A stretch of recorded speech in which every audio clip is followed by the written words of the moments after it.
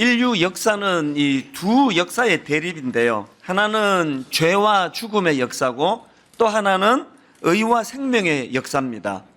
이 죄와 죽음의 역사는 인류를 대표하는 아담 한 사람에 의해서 시작이 되었고요. 그런가 하면은 이 의와 생명의 역사는 또 다른 대표이신 예수 그리스도에 의해서 시작되었는데, 바로 이 두 구도의 대립으로 역사를 보는 것이 기독교 역사관입니다. 이 두 구도의 대립의 관점으로 보는 것이 기독교 세계관입니다. 이게 참 중요한 구도인데요. 오늘 본문에서 바울이 바로 이 두 구도로 말씀을 전개해 나가는 것을 볼 수가 있는데, 자 15절을 한번 보십시오. 그러나 이恩사는 그 범죄와 같지 아니하니 곧 한 사람의 범죄를 인하여 많은 사람이 죽었은즉 더욱 하나님의 은혜와 또한 한 사람 예수 그리스도의 은혜로 말미암아 선물로 많은 사람에게 넘쳤느니라. 여기 나오는 한 사람의 범죄를 인하여, 한 사람 예수 그리스도의 은혜로 말미암은, 이게 두 구도가 보여지지 않습니까? 그런가 하면 17절도 마찬가지입니다. 한 사람의 범죄로 말미암아, 중간 부분에 한 분 예수 그리스도를 통하여, 이 두 구도가 지금 나오고 있는 겁니다. 18절, 그런즉 한 범죄로 많은 사람이 정죄에 이른 것 같이 한 의로운 행위로 말미암아 많은 사람이 의롭다 하심을 받아 생명에 이르느니라. 19절, 한 사람이 순종하지 아니함으로 많은 사람이 죄에 있는 것 같이 한 사람이 순종하심으로 많은 사람이 의인이 되리라. 지금 계속 반복해서 이 두 구도를 가지고 지금 바울이 설명하고 있는 것을 볼 수 있습니다. 이처럼 한 사람 아담과 한 분 예수 그리스도의 대표성을 지금 본문에서 강조하고 있는데요. 근데 사실은 이 두 구도가 오늘 우리 역사에도 이게 적용이 된다는 것을 조금만 민감한 눈으로 보면은 금방 그 눈치챌 수 있습니다. 제가 이 두 구도에 대해서 이제 설교를 준비하면서 자료를 보고 묵상을 하는 동안에 그 인터넷을 막 뜨겁게 달구었던 지난주에 그 두 사건이 인터넷을 달구었는데, 그 중에 하나가 뭐냐 하니까요. 아마 여러분 다 보셨을 거예요. 어느 50대 영화 감독하고 또 30대 여배우의 그 불륜설, 이게 막 아주 인터넷을 뜨겁게 달구었는데요. 이게 지금 그 감독의 아내와 자녀가 지금 그 고통의 눈물을 흘리고 있다. 이것 때문에 막 엄청난 사람들이 댓글을 달고 그 두 사람을 비난하고 하는 것들을 제가 보았습니다. 그런가 하면은 또 하나 더 이제 그 인터넷에 나온 걸 보고 제가 참 마음이 아팠는데요. 어느 남자 탤런트가 이제 부부 싸움을 하고 밤늦은 시간이에요. 그렇게 이제 부부 싸움을 하고 난 후에 욕실에서 자살을 기도해가지고 지금 혼수 상태에 빠졌다. 그 기사가 참 제 마음에 그 남자 탤런트가 안 됐다는 생각을 했던 게요. 이분이 한창 인기를 구가하고 있던 2010년도에 막 얼마나 잘 나갔는지 모릅니다. 그런 때에 필로폰하고 대마초를 피운 혐의로 구속이 된 전력이 있습니다. 그리고 이제 감옥에 갔다가 풀려 나와가지고 이제 개가천선해가지고요. 3년 뒤엔가 어느 연예 프로그램에 나와가지고 이분이 다짐을 하는 거예요. 내 다시는 안 그러겠다. 많은 시청자들 앞에서 그렇게 이제 약속을 하고 다짐을 하는 거를 제가 봤습니다. 그런데 불행하게도 그렇게 수많은 사람 앞에 약속을 하고 다짐을 하고 2년이 지나가지고 또 이분이 마약에 손을 대가지고 체포가 됐다. 그 기사를 제가 본 거예요. 참 마음이 아팠는데요. 그렇게 하고 이제 뭐 더 이상 소식이 없길래 좋은 분 만나가지고 이제 행복하게 뭐 잘 살고 있나 보다 했는데 이런 기사가 난 거예요. 이게 지금 자살을 기도해가지고 아직도 지금 못 깨어나고 있다는 거예요. 여러분 지금 이 구도들 한번 가만히 보십시오. 제가 지난주에 말씀드리지 않았습니까? 그 결혼식 할 때 내가 이 여자만을 내가 죽을 때까지 사랑하겠다고 그렇게 진실하게 고백을 해놓고 막 그리고 또 뭐 자신만만해요. 내가 주례하다가 한 번씩 짓궂게 묻습니다. 그 약속 지킬 수 있습니까? 그러면 네, 자신 있습니다. 이 신랑이 막 그렇게 이야기를, 요새도 신부들도 용감해가지고 막 신부도 막 자신 있습니다. 막 그렇게 그냥 막 확신하게 이야기를 해요. 여러분 그렇게 진실하게 고백하고 또 그렇게 자신 있다고 자신만만해서 뭐 온 세상 남자들 다 바람 펴도 나는 이 여자만을 죽을 때까지 사랑하겠다고 그렇게 다짐했는데 이 약속시키는 게 이게 왜 이렇게 힘드냐고요. 그리고 솔직히 말해가지고 막 피가 끓는 20대, 30대 때 어쩌다가 그렇게 그냥 그런 어린애 같은 잘못을 저질러도 이게 용서가 안 되는데, 나이 50 넘으면 이제 좀 철 좀 들 때 아닙니까? 나이 50 넘어가지고 30대 딸 같은 이런 상대방한테 사랑을 느끼고 그것 때문에 가출을 해가지고 이런 일들이 이게 이해가 잘 안 되는 거 아닙니까? 남자 탤런트도 마찬가지 아닙니까? 자기가 이미 쓴맛을 봤잖아요. 야, 이 필로폰에 손대가지고 이거 완전히 이건 이 인간 말종이 되겠다. 이 폐가 망신이 되겠다. 뼈저리게 자기가 감옥 가서 그거를 느꼈을 거 아니냐고요. 그래서 그냥 만천하 앞에서 자기가 내 다시는 이런 짓 안 하겠다고 그렇게 공포를 했는데, 왜 2년 만에 다시 마약에 손을 대서 또 감옥에 들어가느냐고요. 뭘로 의미합니까? 여러분, 인생이 이렇게 간단한 게 아닙니다. 그냥 내가 내 인생을 영위한다면 내가 선포하고 내가 약속하고 내가 그 쓴맛을 보고 경험해가지고 내가 이러면 안 된다 그러면 그럼 못 지킬 게 없는데, 왜 여러분 이렇게 하는 게 내 인생을 망하게 하는 걸 알면서도 그걸 왜 못 끊느냐? 그거 왜 그러냐 하니까요, 이게 두 구조 안에 놓여 있어서 그런 거예요. 우리 인간은요, 자력으로 살아갈 수 없는 존재, 어딘가에게는 영향을 받고 살아가는 거예요. 이거 무중력 상태란 없습니다. 여러분은 지금 어디에 영향을 받고 살아가고 있느냐? 이게 지금 오늘 본문에서 말하는 이 두 구도를 정확하게 이해해야 되는 이유입니다. 그래서 오늘 이 부분을 좀 살펴보려고 하는데요. 자, 여러분, 우리가 기억해야 될 이 두 구도 중에서 첫 번째 구도가 뭐냐? 이 아담으로 대표되는 이 죄와 죽음의 역사예요. 12절. 그러므로 한 사람으로 말미암아 죄가 세상에 들어오고 죄로 말미암아 사망이 들어왔나니.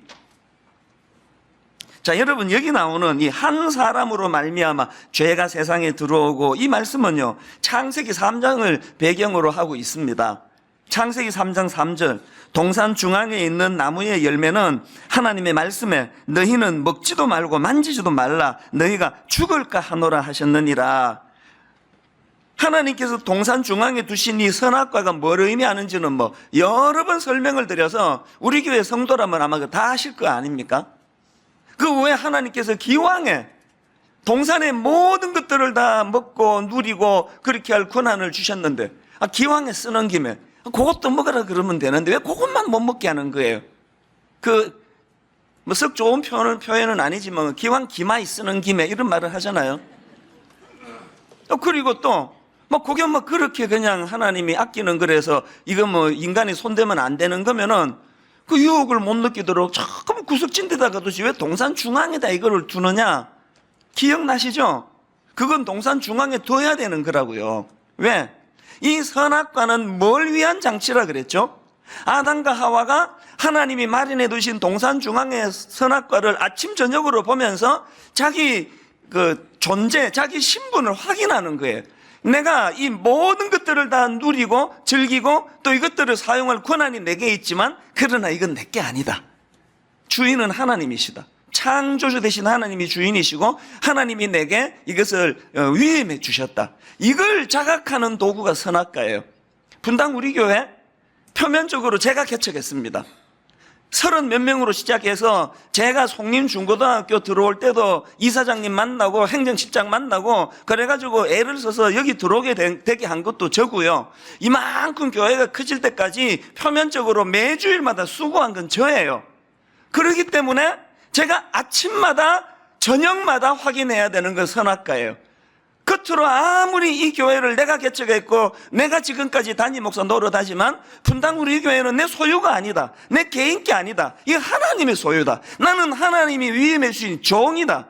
오늘이라도 하나님께서 발령권자, 임명권자 하나님이 저보고 이 목사 그동안 수고했다. 사표 내고 이제 제주도로 가서 교회 개척해라. 그러면 바로 내일 짐 싸가고 가야 되는 게 이게 내 존재다. 이걸 확인하는 게 이게 선악과예요. 상징적으로.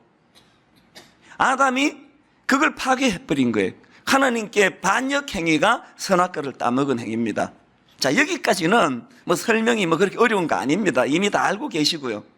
근데 이제 문제가 그 다음 구절인데요. 자, 12절을 다시 한번 보십시오. 그러므로 한 사람으로 말미암아 죄가 세상에 들어오고 죄로 말미암아 사망이 들어왔나니, 그 앞에는 지금 한 사람 단수라 그랬는데 그 다음 보세요. 이와 같이 모든 사람이 죄를 지었으므로, 그 다음에 사망이 모든 사람에게 이르렀느니라. 이와 같이라는 이 접속사는 그 앞에 문장을 받쳐주는 거 아닙니까? 바울은 우리가 알기로 석학이라고 알고 있는데요, 가말리엘의 문화라고 자랑하던 사람인데 이게 문법 하나도 모르는 겁니까? 이 도대체 문장이 뭐 이렇냐고요? 한 사람으로 시작했는데 왜 그러므로 모든 사람이 죄를 지었다 그럽니까? 여기에 기독교의 신비가 있는 거예요. 기독교 교리의 핵심이 여기에 있는 겁니다. 이걸 교리적으로 이 원죄라고 그러는데요. 자, 이걸 설명하기 위해서 여러분 그 원죄와 관해서 어거스틴하고 펠라기우스 논쟁이 역사적으로 중요하다는 건 아시죠? 그 펠라기우스는 뭘 주장했던 사람인가 하면 원죄는 없다. 아담이 에덴 동산에서 저지른 범죄는 아담 자신에게만 해를 끼쳤고 그 후손들에게는 영향을 미치지 않는다. 이 주장이 펠라기우스의 주장이에요. 그래서 이제 그 펠라기우스가 주장하는 게 뭐냐? 아담의 죄의 결과는 아담 자신에 대해서 끝났고 그 후손은 아담의 타락 이전의 상태라는 거예요. 그렇기 때문에 펠라기우스가 강조하는 게 뭐냐? 그 아담의 후손들은 자유의지가 있어서 그 자유의지를 통해서 자기가 죄를 범할지 말지를 선택할 수 있다는 겁니다. 여러분 얼굴이 펴지는 분이 계세요. 내가 주장하는 게 저거야 바로. 그쪽으로 가세요. 그 펠라기우스예요. 여기에 반대되는 주장이 어거스틴의 주장인데요, 성 어거스틴이 주장한 게 뭡니까?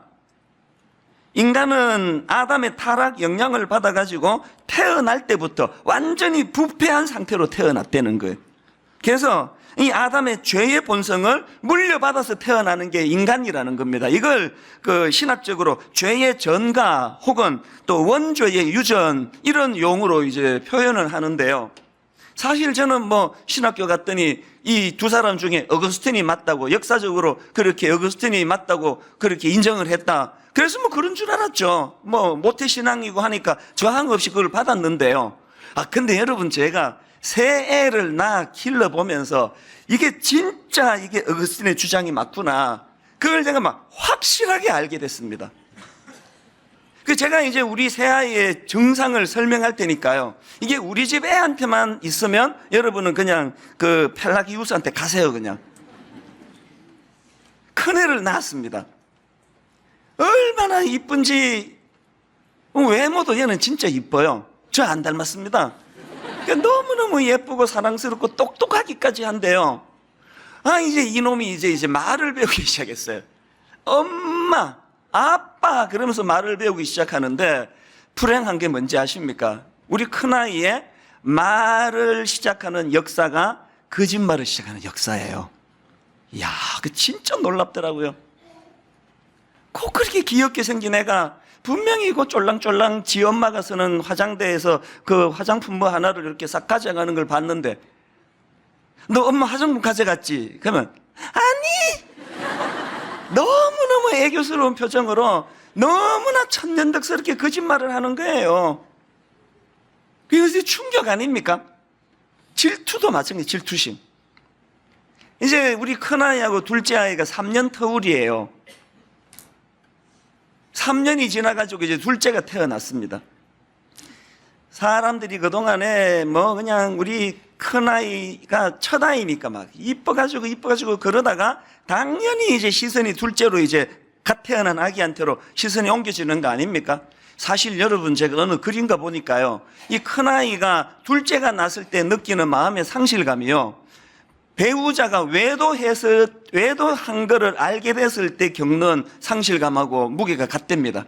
그럴 정도로 이 상실감이 큰 거는 내가 이해가 되는데요, 막 이 아이의 질투심이 무서운데요, 하여튼 뭐 모든 사람들로부터 이 둘째를 격리시키는 게 큰아이의 업무예요. 그래서 뭐 어디 이제 그 한 번은 식당에 이제 외식을 갔거든요.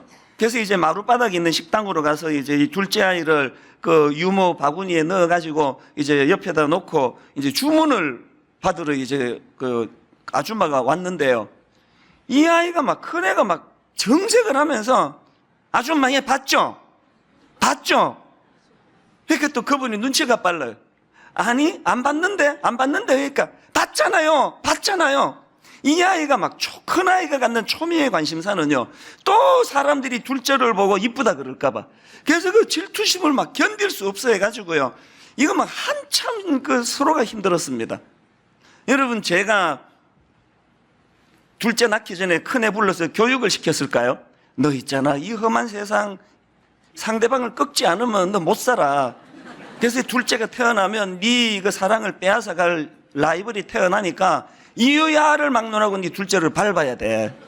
그 둘째를 네가 짓밟지 않고는 세상에서 성공하지 못해라고 가르쳐 준 적 없습니다. 우리 큰아이의 말 배우는 역사하고 거짓말이 시작된 역사가 같은 건 뭘로 설명을 해야 되나? 이게 우리 집에만 있는 일이었나요? 펠라기우스의 주장이 맞다면, 자유의지가 있어가지고 선택한다면, 어떤 애는 태어나자마자 선한 말만 하고 거짓말 안 해야 되고, 어떤 애는 우리 애처럼 거짓말을 하면서 그렇게 말을 배우는 역사가 시작돼야 되는데, 왜 모든 인간이 예외 없이 안 가르쳐준 거짓말로 언어를 시작하느냐고요. 왜 도대체 질투라는 개념이 뭔지도 모르는 이 어린아이에게 그 무서운 질투가 그 아이 마음에 격동을 시키느냐고요. 부모만 안 보면 꼬집고, 부모만 안 보면 때리고, 한 번은 보자기로에 얼굴을 덮어 씌워가지고요, 근데 현행범으로 체포했습니다, 여러분. 그 누가 가르쳐 줬냐고요. 이게 지금 어거스틴이 말하는 죄의 전가. 우리가 태어날 때, 그래서 여러분, 다윗이 자기가 범죄하고 나서 시편에서 처절하게 고백한 게 뭡니까? 우리 엄마가 죄 가운데에서 나를 잉태했다고. 내가 그 성적인 죄를 짓고 나서 죄인이 아니고 그 이전서부터 자기 안에 태어날 때부터 죄의 유전이 들어있다는 거 아닙니까? 그래서 신학적으로 이런 이야기 많이 들어보셨을 거예요. 죄 지어서 죄인이 아니고요, 죄인이어서 죄 짓는 거예요. 이게 죄의 유전이에요, 이게. 그래서 제가 이제 청소년들에게 이 문제가 중요하니까 청소년 사회 가면서 이걸 막 계속 많이 가르쳤는데요, 이제 아이들이 와서 막 따지는 게 주로 여러분 중에도 그런 마음의 갈등이 많았을 거예요. 그래서 선악과를 내가 따먹지도 않았는데 왜 나보고 그러느냐고. 내가 무슨 죄인이냐고. 그러면 제가 무슨 이야기를 하느냐, 네 안에 그 아담의 죄가 전가가 돼 있어서 죄의 요소가 있다는 걸 뭘로 보면 아는가 하면, 네가 선악과를 안 따먹었다고? 내가 보니까 너 따먹었는데. 선악과가 뭐니? 하나님의 하나님 되심을 인정하고 피조물인 우리는 내 인생의 주인이 아님을 선포하도록 만든 장치가 선악과라면 너 안 따먹었니?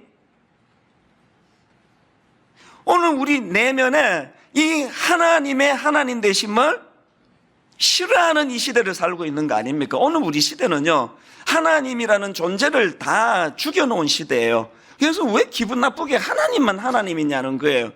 니도 하나님 될 수 있고 나도 하나님 될 수 있고, 이게 포스트 모더니즘의 중요한 한 현상이에요. 지금 여러분 연예인들 보고 막 갖다 붙이는 게 하나님 아닙니까? 유재석 씨가 막 사회도 잘 보고 성격도 반듯하고 그러니까 사람들이 이제 유느님이라고 불러요. 유재석이 하나님이라는 소리예요. 유느님이라고 부르거나 아니면은 갓재석이라 그럽니다. God, 갓, 하나님 유재석이라는 거예요. 이건 유재석 씨에만 붙입니까? 막 갖다 붙이면 아무데나 조금만 잘하면 다 음식 잘하면은, 요리 잘하면 또 그 사람한테 너님 성에다가 그 하나님을 갖다 붙이고. 이게 오늘 우리 시대, 뭘 말합니까? 선악과가 파괴된 시대에 아담으로 시작되는 죄와 죽음의 권세가 득세하고 있다는 증거라고 저는 생각하거든요. 아마 여러분 중에는 제가 이제 여러분은 선악과를 안 따먹었습니까? 여러분 내면에 선악과는 파괴되지 않았습니까? 그러면요, 자신 있게 대답하는 분 계실 거예요. 나는 안 따먹었습니다. 나는 하나님을 주인으로 인정합니다. 나는 하나님의 주권을 인정합니다. 나는 하나님께 순종하려고 했습니다. 내 내면의 선악과는 무너지지 않았습니다. 이렇게 말하는 분 계시다면 여러분이 뭘 착각하는가 하면요, 그게 여러분이 선악과를 안 따먹은 게 아니고요, 따먹어서 무너진 선악과를 복구했기 때문에 무너진 선악과가 복구된 거. 왜 바울이 로마서 1장 16절에서 내가 복음을 부끄러워하지 아니하노니 이 복음은 모든 믿는 자에게 구원을 주시는 하나님의 능력이 됨이라 이렇게 선포합니까? 왜 복음이 능력이라 그럽니까? 여기서 말하는 복음의 능력이 뭡니까? 그건요, 인간이 아담으로 대표되는 인간이 무너뜨린 선악과를 복구시켜주는 차원에서의 능력이에요. 이거 은혜라고 그러는 거 아닙니까? 우리가 그리스도 안에서 선악과가 복구가 되면 분당구리교회 담임 목사는 절대로 자기 자리를 이탈하지 않고 나는 하나님의 종에 불과하다는 걸 인식할 때 내 행복이 오더라고요. 그게 행복이더라고요. 왜? 자기가 자기를 인식할 때 행복이 오더라고요. 여러분이 자식 낳아놓고 그냥 우리나라의 이 동양 문화권, 이건 내 소유인 것처럼 그래가지고 사람들 자살할 때 보면 애들 데리고 자살하는 게 뭐예요? 내 인생 하직할 거니까 내 거 다 정리한다고 그렇게 생각하는 이 가치관이 우리에게 물들어 있어서 되겠습니까?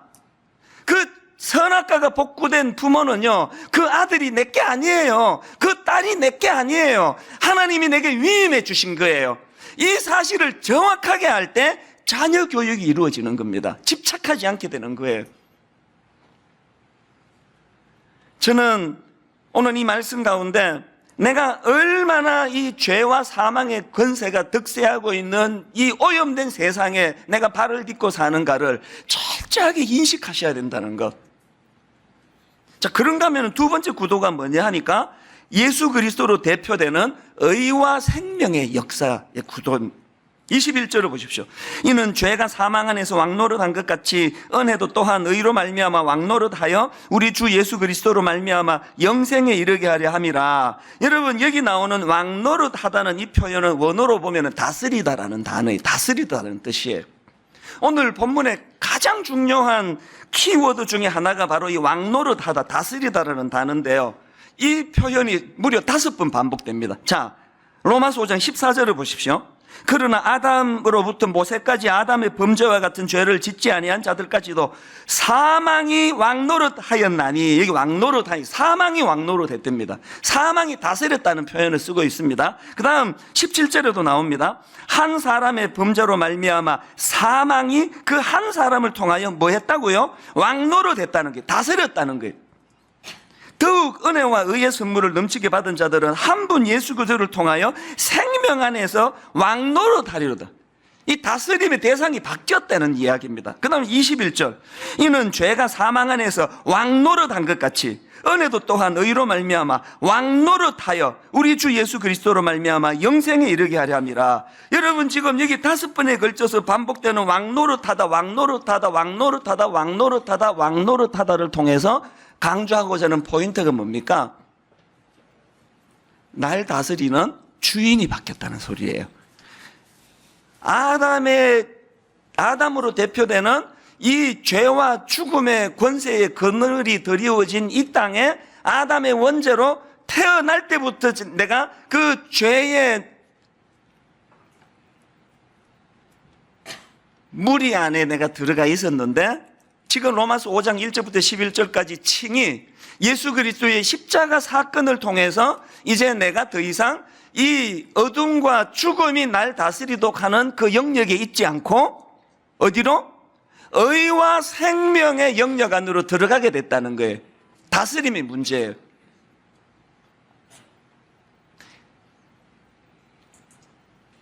중국에서 이제 북한에서 넘어온 탈북하신 분들이 이제 위급하면 대사관으로 뛰어갑니다. 그 대사관으로 들어가면 중국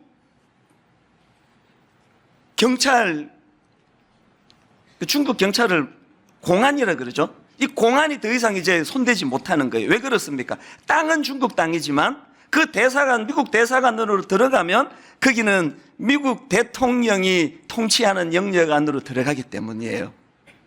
우리가 발을 이 땅에 딛고 죄악이 관영한 잠시 반란군 같은 그런 악한 것들이 이 세상을 장악하고 있는 죄와 죽음의 권세가 드리워진 이 세상 안에서 예수 그리스도의 십자가를 믿고 예수 그리스도의 십자가로 칭히 내가 의롭다함을 받았다는 확신을 가진 사람은 하나님의 다스림의 영역 안으로 들어가는 거예요. 이게 지금 본문에서 강조하는 왕노릇하였으니의 5번이나 반복하는 그 표현입니다. 그래서 이제 우리의 주인이 바뀌었다는 거. 이걸 설명하는 게 21절 말씀입니다. 이는 죄가 사망 안에서 왕노릇한 것 같이 은혜도 또한 의로 말미암아 왕노릇하여 우리 주 예수 그리스도로 말미암아 영생에 이르게 하려 함이라. 저는 이걸 홍해로 잘 설명하는데요. 여러분, 애굽의 노예로 살던 이스라엘 백성들이 홍해를 자력으로 건넜습니까? 아닙니다. 하나님의 전적인 은혜로 건넜습니다. 홍해를 건너는 행위. 그래서 이제 더 이상 이스라엘 백성들은 그 끔찍한 애굽 왕 바로의 통치 영역 아래 있지 않습니다. 이 영역을 벗어난 것. 이게 예수 그리스도의 십자가로 우리가 누리게 된 이 땅에서의 삶이에요. 그러나 완전한 주님의 다스림은 영적으로 요단강을 건너 가나안에 들어가서 시작. 이걸 신학적인 용어로 영화라 그럽니다. 그 상태가 되기 전에 이 땅에서는요, 제가 잘 쓰는 표현으로 죄의 노예 근성 아래 놓여 있는 거예요. 옛날에 우리가 죄를 물 먹든 먹고 마시던 그 시절이 문득문득 그리워지는 상태, 이게 광야에서의 우리의 모습이에요. 그렇기 때문에 우리가 늘 이 땅에서 이 죄와 사망의 영향력에서 벗어나 의와 생명의 영향력으로 나가기 위해 광야 생활하는 우리는 늘 뭘 꿈꿔야 됩니까? 요단강 건너 가나안을 꿈꾸는 거예요. 가끔씩 우리가 주책맞게도 죄의 노예 근성으로 그냥 옛 생활을 반복하고 돌아가고, 이 중에도 예수 믿는다 그래서 막 바람 피기도 하고 이러는 일이 있다 할지라도 어떻게 해야 됩니까? 가나안을 꿈꾸면서 그 죄된 것들을 끊어나가는 과정, 이 성화라 그러지 않습니까? 뭘 꿈꿔야 되느냐? 여러분, 그 목사님들이 이 부분 설명할 때 그 흔히들 설명하는 거 많이 들으셨을 거예요. 자, 창세기 5장 1절에 보니까 이렇게 말씀을 시작합니다. 이것은 아담의 계보를 적은 책이니라. 이 아담 족보라는 거예요. 그러면서 이제 아담 족보를 보니까요, 자, 4절 5절입니다. 아담은 셋을 낳은 후 800년을 지내며 자녀들을 낳았으며, 결론, 그는 930세를 살고 죽었더라. 6절을 보세요. 셋은 105세에 에노스를 낳았고, 에노스를 낳은 후 807년을 지내며 자녀들을 낳았으며, 결론, 그는 912세를 살고 죽었더라. 9절, 에노스는 90세에 게난을 낳고, 게난을 낳은 후 815년을 지내며 자녀를 낳았으며, 결론, 그는 905세를 살고 죽었더라. 그래서 이게 계속 제 시간이 없어서 다 못 읽어 드리는데요, 창세기 5장에 보면 계속 결론은 죽었더라, 죽었더라, 죽었더라, 죽었더라의 역사예요. 여기에 반해가지고 마태복음 1장에 보면은, 자, 마태복음 1장 1절을 보십시오. 아브라함과 다윗의 자손 예수 그리스도의 계보라. 예수님의 족보래요. 이 계보의 특징이 뭐냐? 2절부터 보세요. 아브라함이 이삭을 낳고, 이삭은 야곱을 낳고, 야곱은 유다와 그 형제들을 낳고, 유다는 다말에게서 베레스와 세라를 낳고, 베레스는 헤스론을 낳고, 헤스론은 람을 낳고, 이제 이게 16절까지 계속이 돼요. 낳고. 여러분, 이 예수 그리스도의 계보에도 죽고가 나와요. 오늘 우리가 이 땅을 살아가 우리도 예수 믿지만 죽는 거랑 마찬가지로 죽고가 나옵니다. 기록됩니다. 그러나 마태복음 1장에서 강조하는 것은 죽고가 아니에요. 낳고예요. 이 두 계보를 가지고 설명하는 게 뭘까요? 아브라함의 계보인 창세기 5장의 죽고의 계보가 예수 그리스도로 우리가 옷 입혀졌기 때문에 그분의 계보 안에서 낳고 생명이 살아나는 역사로 바뀌어졌다는 겁니다. 이 사실을 우리가 깨닫게 될 때예요, 잠깐 낙심하고 잠깐 죽음의 그림자 앞에 내가 노출이 되고 잠깐 절망하는 일이 있다 할지라도 생명 되시는 예수 그리스도로 말미암아 회복하는 일이 날마다 일어나게 되는 줄로 믿습니다. 우리 이 사실을 잊으시면 안 돼요. 그리고 이 사실 때문에 감격하며 사는 삶, 이게 광야길이에요. 비록 아직 내가 영화에는 이르지 않았습니다. 온전한 하나님 나라로 가는 일은 아직 이르지 않았습니다. 그러나 우리는 늘 요단강 건너 가나안에서의 이 적과 꿀이 흐르는 하나님 주신 땅을, 약속의 땅을 기대하고 소망하며 살아가는 삶, 이 그리스도인의 삶이에요. 최근에 나온 책 중에서 길 위의 십자가라는 제목의 책이 있는데, 제가 지난주 이 부분을 감동을 느껴보고 싶어가지고 일부러 이 책을 주문했습니다. 이 책은요, 그 목사님이 쓰신 책인데요, 이 책이 어떻게 나왔나 설명을 서론에서 그 목사님 이렇게 이야기합니다. 어느 날 이 목사님이 우연히 사람들이 많은 그 길거리예요. 그 보도블록 있지 않습니까? 이렇게 네모 반듯반듯하게 보도블록이 되어 있는데 우연히 이 목사님이 길을 가다가 보니까 그 보도블록에서 십자가를 본 거예요. 그 당연히 보는 거 아닙니까? 저도 기억이 납니다. 보도블록 사이에 그 잡초들이 이렇게 나가지고 이 십자가 모양을 이룬 걸 저도 본 적이 있는데 이 목사님이 그걸 본 거예요. 이분이요, 그 사람들 다니는 길거리에서 그 보도블록에서 십자가 모양을 발견하고 눈물이 쏟아졌다는 거예요. 우리 주님이 멀리 계시는 분이 아니구나. 주님의 십자가가 이 뻔한 이곳에도 있는 거구나. 이 감격이 넘쳐가지고 이 목사님이 그때부터요, 이제 이 십자가 모양만 나오는 걸 다 찍은 거예요. 그 보도블록 위에 그 십자가 모양도 사진으로 찍고, 또 돌계단을 가다가 보니까 돌계단도 십자가 모양에서 그거를 찍고, 또 바닷가에 바위 위에서 십자가 모양이 있어서 그거를 찍고, 이거를 이제 사진을 많이 찍어두고 거기에 이제 십자가를 늘 묵상하는 글을 썼는데요, 이게 책이 한 권 나올 분량이 된 겁니다. 여러분 한번 생각해 보세요. 보도블록에 있는 십자가 모양을 보고도 감격의 눈물을 흘릴 수 있다면 이분 행복한 분 아닌가요? 여러분에게 이 행복이 있습니까? 여러분에게 이 기쁨이 있습니까? 어떻게 하다가 우리 이렇게 기쁨을 다 까먹고 샀냐고요.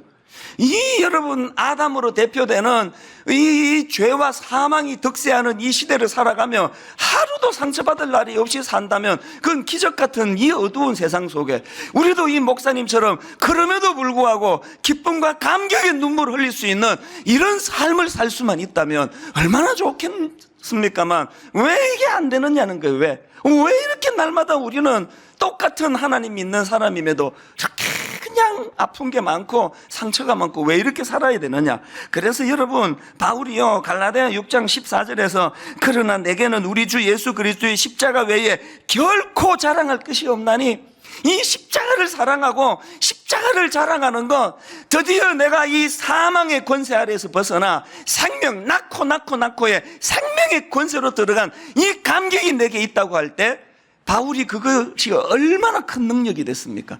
오늘 여기 그 죄의 노예 근성 때문에 예수 믿으면 절대로 해서는 안 되는 아내 외에, 남편 외에 그 50대 감독처럼 그렇게 지금 철없는 자리에 빠진 분이 계시다면요, 자력으로 못 헤어나와요. 그 30대가 얼마나 그 피부 탱탱하고 매력적인데 어떻게 빠져나옵니까? 그리고 여러분 그 죄악의 권세가 발목을 잡고 있는데 그 어떻게 빠져나오느냐고요. 오늘 이 중에 그런 죄에 빠져 있는 분 계시다면 복음과 십자가의 능력이 나타나기를 주님 이름으로 축복합니다. 나는 끊을 수 없었는데 십자가의 능력으로 그 죄된 것을 끊어내는 능력. 오늘은 성찬식이 있는 날입니다. 성찬식을 거행하는 동안에 논리적으로는 설명될 수 없는 내 안에 의와 생명으로 오신 예수 그리스도의 능력이 어떠한가를 성찬식하는 과정에서 맛보게 되시기를 바랍니다. 그리고 그것이 내게 그 목사님 보도블록 보고도 눈물을 흘리는 감격이 회복이 된 것처럼 오늘 우리에게도 은혜의 감격이 회복이 되는 이 사건을 성찬 예식을 통해 맛보는 저와 여러분 되시기를 주님 이름으로 축원합니다. 같이 기도하시겠습니다. 하나님 아버지, 너무너무 혼미하고 죄와 사망의 권세가 우리 발목을 잡는 이 세상을 살아가다 보니 나그네 길, 광야길 너무 힘듭니다. 유혹을 이기기가 너무 어렵습니다. 그래서 넘어지고 자빠지고 때로는 하나님이 죄의 노예 근성으로 참 부끄러운 자리에 빠질 수밖에 없는 우리지만 그때마다 생명 되신 예수 그리스도, 죽고의 역사를 낳고 역사로 바꾸어 주시는 그 예수 그리스도를 붙잡고 그 십자가를 자랑하면서 아버지 이 악한 음란한 패역한 이 시대를 이겨내는 저희들 되게 하여 주시옵소서. 첫사람 아담이 무너뜨린 선악과를 둘째 아담 예수 그리스도로 말미암아 바로 세워지고 복구되는 이 은혜의 감격을 맛보는 성찬 예식이 되도록 인도하여 주시옵소서. 감사드리옵고 예수님 이름으로 기도드립니다. 아멘.